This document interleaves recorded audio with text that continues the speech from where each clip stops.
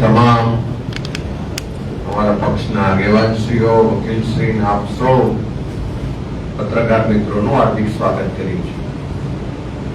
સમગ્ર સ્થાનિક સ્વરાજની ચૂંટણીઓ દરમિયાન આપણે સૌએ જોયું કે પોલીસ અને પ્રશાસનનો રોલ જે નિષ્પક્ષ હોવો જોઈએ એના બદલે એમની તમામ કાર્યવાહીને રોલ એક તરફી એટલે કે સત્તા પક્ષે ભારતીય જનતા પાર્ટીની તરફેણમાં રહ્યો.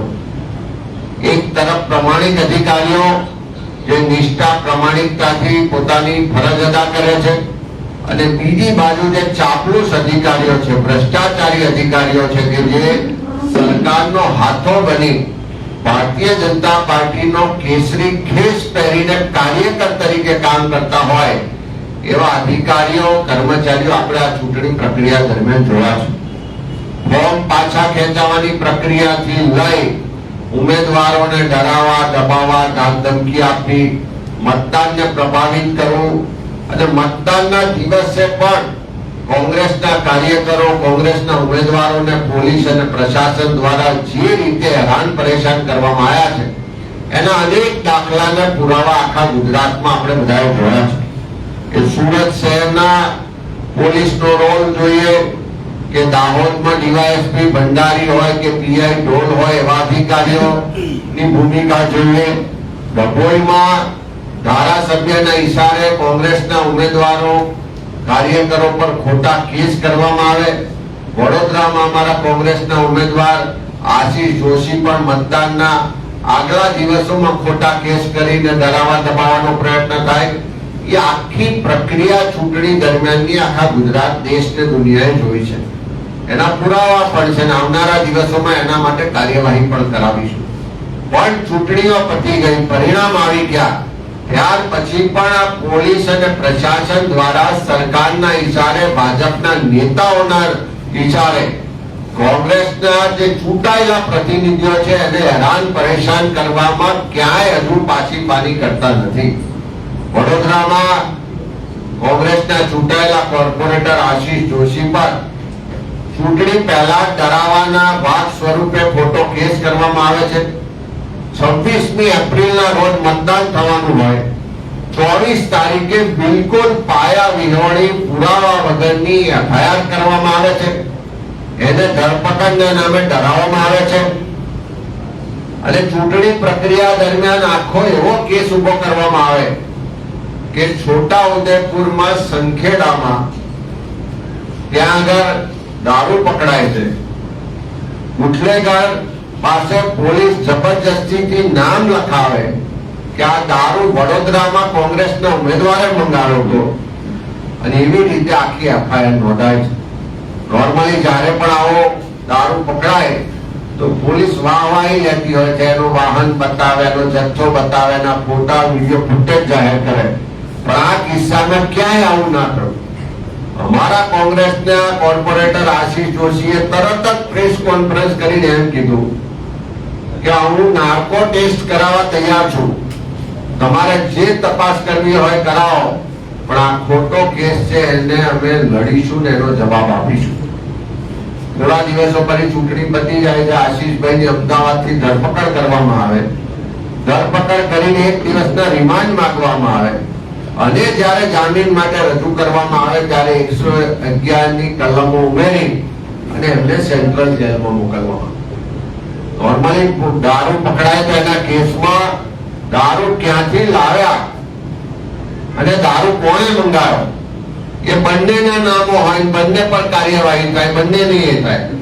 આ કેસની એફઆઈઆરમાં દારૂ ક્યાંથી લાવવામાં આવ્યો એનો ના તો કોઈ ઉલ્લેખ છે, ના એફઆઈઆરમાં એની કોઈ નોંધ છે કે ના એના પર કોઈ કાર્યવાહી કે કોઈની ધરપકડ કરવામાં આવી. સાથે સાથે જ્યારે બુટલેગરને પકડ્યો, જે બુટલેગર ડભોઈનો રહેવાસી, સંખેડામાં કેસ થાય અને એ બુટલેગરની ધરપકડ પછી 1 જ દિવસના રિમાન્ડ બાદ એની જામીન થઈ જાય. એના પર 111ની કલમ લાગુ ના થાય, પણ કોંગ્રેસના કોર્પોરેટર ચૂંટાયેલા છે એટલે એને કેવી રીતે હેરાન પરેશાન કરવો, ડરાવો, દબાવો, એ રીતે 111ની કલમ લગાવી અને ત્યાં જેલમાં આજે પણ રાખવામાં આવે. ભાજપના ધારાસભ્યના ઈશારે કોંગ્રેસના ચૂંટાયેલા કોર્પોરેટરને હેરાન કરવા માટેની જે આખી એક ષડયંત્ર રચવામાં આવ્યું અને પોલીસ એનો હાથો બની છે, એવા પોલીસ અધિકારીઓને પણ હવે રૂક જાઓ કહેવાનો સમય આવી ગયો છે. કોઈ બચાવવા નહીં આવે. બધા જ પુરાવા છે, નામદાર કોર્ટ સમક્ષ છે. આવનારા દિવસોમાં હાઈકોર્ટ, સુપ્રીમ કોર્ટ સુધી લઈ જઈશું અને જે પણ ખોટી એફઆઈઆર કરી છે, જે પણ ખોટા પુરાવા ઉભા કર્યા છે, જે પણ ખોટા લોકો છે, એ બુટલેગર હોય કે પોલીસના અધિકારીઓ હોય, બધાની સામે કાર્યવાહી કરવામાં આવશે. અને આ એકલું ખાલી વડોદરામાં નહીં, હમણાં જ 2 દિવસ પહેલા 48 કલાક પહેલા જ આપણે જોયું છે કે આખા ગુજરાતમાં જે દારૂનો ડ્રગ્સનું નેક્સસ ચાલે, જેમાંથી દર મહિને કરોડો રૂપિયાનો ભ્રષ્ટાચારની કમાણી આ ભાજપના મંત્રીઓ અને પોલીસ તંત્ર કરી રહ્યું છે, એવા બનાસકાંઠામાં એક સાથે 30-40 ગાડીઓમાં દારૂ જતો હોય, ત્યાંના સ્થાનિક લોકો દ્વારા એનો વિડીયો રેકોર્ડિંગ કરવામાં આવે. જિલ્લા કોંગ્રેસ સમિતિ, ધારાસભ્ય બધા સરકારમાં પોલીસ તંત્રને રજૂઆત કરે કે આ વિડીયો છે, આ પુરાવા છે, એની તપાસ કરો, પણ એની તપાસ ના થાય. પણ બીજી બાજુ કોંગ્રેસના ચૂંટાયેલા સભ્યો, ઓડીના તાલુકા પંચાયતમાં કોંગ્રેસની બહુમતી આવી, ભાજપના પેટમાં તેલ રેડાયું, ત્યાંથી જે ચૂંટાયેલા સભ્યો બાજુમાં દ્વારકા જિલ્લામાં દ્વારકેશ હોટલમાં જઈને બધા રોકાયા હોય, ત્યાં મંદિરે દર્શન કરવા ગયા, રાત્રે રોકાયા, રાત્રે 1 વાગે એલસીબી ની 15-20 ગાડીઓ જાય છે, જબરજસ્તી દરેક રૂમના દરવાજા હોટલના ખોલાવે છે અને કેટલાય રૂમોમાં જ્યાં મહિલા સભ્યો રોકાયા હતા, એના પરિવાર સાથે રોકાયેલા હતા, એની હોટલના રિસેપ્શન પરથી ડુપ્લિકેટ ચાવીઓ લેવામાં આવે છે. એ માસ્ટર કી થી રૂમ જબરજસ્તી ખોલવામાં આવે છે અને રાત્રે 1 વાગે મહિલાઓ સાથે, ચૂંટાયેલા પ્રતિનિધિઓ સાથે ખૂબ જ ખરાબ રીતે વર્તનને ધાક ધમકી આપવામાં આવે છે. એમાંથી ખોટો કેસ કરીને ત્યાંથી પકડીને કોડીનાર લઈ જવામાં આવે છે અને આ રીતે ચૂંટાયેલા લોકોને હેરાન પરેશાન કરવામાં આવે છે. એ જ રીતે બાવડા, અમદાવાદ જિલ્લામાં પણ જે એસપી નો રોલ છે એ ખૂબ જ વિવાદાસ્પદ છે. બાવડા નગરપાલિકાના કોંગ્રેસના ચૂંટાયેલા સભ્યો પર વારંવાર ખોટા કેસ કરીને એમને ડરાવવામાં આવે છે. કેટલાય સભ્યોને હજુ પણ ધમકીઓ આપવામાં આવે છે કે તમે ભારતીય જનતા પાર્ટીમાં જોડાઈ જાઓ, નહીં તો તમારી પર આવનારા દિવસોમાં પાસા કરીશું, ખોટા કેસ કરીશું. ત્યારે આવા આખા ગુજરાતમાં જે પોલીસ તંત્રના બેફામ થયેલા અધિકારીઓ છે, જે ભાજપનો ખેસ પહેરીને કાર્યકર તરીકે વર્તે છે, એવા અધિકારીઓને પણ કહેવા માંગીએ છીએ. સાથે સાથે રાજ્યના મુખ્યમંત્રી, રાજ્યના ગૃહમંત્રી, રાજ્યના હોમ સેક્રેટરી ને ડીજીપી ને પણ કહેવા માંગીએ છીએ કે આ પોલીસ અને પ્રશાસન લોકોની સેવા માટે, લોકોની રક્ષા માટે છે, નહીં કે લોકોને ડરાવવા દબાવવા માટે, નહીં કે બુટલેગરોની વકીલાત કરવા માટે. અને જે અધિકારીઓ, જે પોલીસના કર્મચારીઓ આજે કોઈ પાર્ટીના કાર્યકર બનીને, હાથો બનીને કામ કરી રહ્યા છે, જે કાયદાથી ઉપરવટ જઈને કામ કરી રહ્યા છે, એવા તમામ લોકો સામે આવનારા દિવસમાં બધી જ કાયદેસરની કાર્યવાહી કરવામાં આવશે.